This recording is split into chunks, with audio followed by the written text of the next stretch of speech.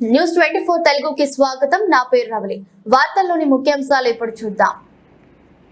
ఈ రోజు ఉదయం దర్శి పట్టణంలో ఎస్ఐ సుమన్ ఆధ్వర్యంలో పోలీస్ కవాతు నిర్వహించారు. ప్రజలు తమ ఓటు హక్కును ప్రశాంత వాతావరణంలో ఎలాంటి ఇబ్బందులు లేకుండా వినియోగించుకునేందుకు ప్రజలు అవగాహన కోసం ఈ కవాతు నిర్వహించినట్లు ఎస్ఐ సుమన్ తెలిపారు.